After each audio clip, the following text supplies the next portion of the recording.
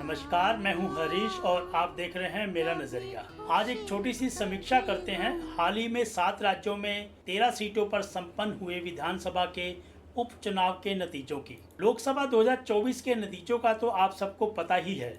हालांकि बात पुरानी हो चुकी है, लेकिन नतीजे इतने अप्रत्याशित थे कि ना तो पार्टियों के गले से उतर रहे हैं और न ही राजनीति में दिलचस्पी रखने वाले लोगों के दिमाग से। यह नतीजे एनडीए और इंडिया दोनों गठबंधन के लिए कुछ खुशी लेकर आए तो कुछ गम। कभी खुशी कभी गम। मजे की बात है कि दोनों ही खुद को जीता और दूसरे को हारा हुआ बता रहे हैं। एनडीए के लिए खुशी की बात यह रही कि वे सरकार बनाने में कामयाब रही, लेकिन उसे एक मजबूत नहीं मजबूरी की सरकार से संतोष करना पड़ रहा है। और गम की बात यह है कि इस गठबंधन के मुख्य किरदार बीजेपी की सीटें 303 से घटकर 240 रह गई। भाजपा के गम पर नमक छिड़का अयोध्या, चित्रकूट, इलाहाबाद जैसी सीटों की हार ने और यूपी में घटी सीटों ने।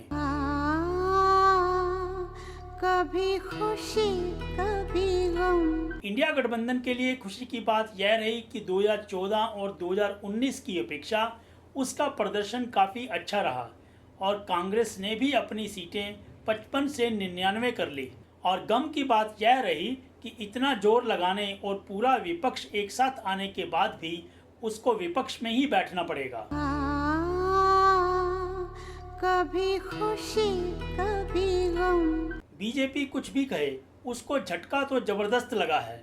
जनता ने विपक्ष को मजबूत बनाने का संदेश दिया है और मेरे नज़रिए में यह संदेश बिल्कुल उचित भी है और आगे भी यह संदेश जारी रहने वाला है, जो हाल ही में आए 7 राज्यों की 13 विधानसभा सीटों के उपचुनाव नतीजों से साबित भी होता है, जिसमें भाजपा केवल 2 सीटें ही जीत सकी है। भाजपा के लिए शर्म की बात यह भी रही कि वह बद्रीनाथ सीट भी हार गई, यानी उसका हिंदुत्व फैक्टर यहाँ भी फेल हो गया। भाजपा के लिए अगली अग्नि परीक्षा उत्तर प्रदेश की 10 सीटों पर होने वाले विधानसभा चुनाव होंगे, जो संभवतः अगले महीने होने वाले हैं। और अगली बड़ी परीक्षा अगले कुछ महीनों में होने वाले 3 राज्यों हरियाणा, महाराष्ट्र और झारखंड में होने वाले विधानसभा चुनाव होंगे। यह ध्यान देने वाली बात है कि 2024 के लोकसभा चुनावों में भाजपा ने इन तीनों राज्यों में अच्छा प्रदर्शन नहीं किया है। वैसे मोदी जी ने संसद में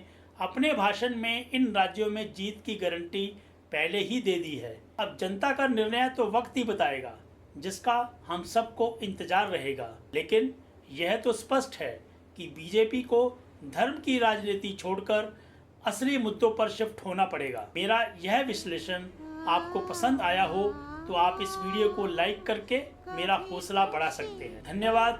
जय हिंद।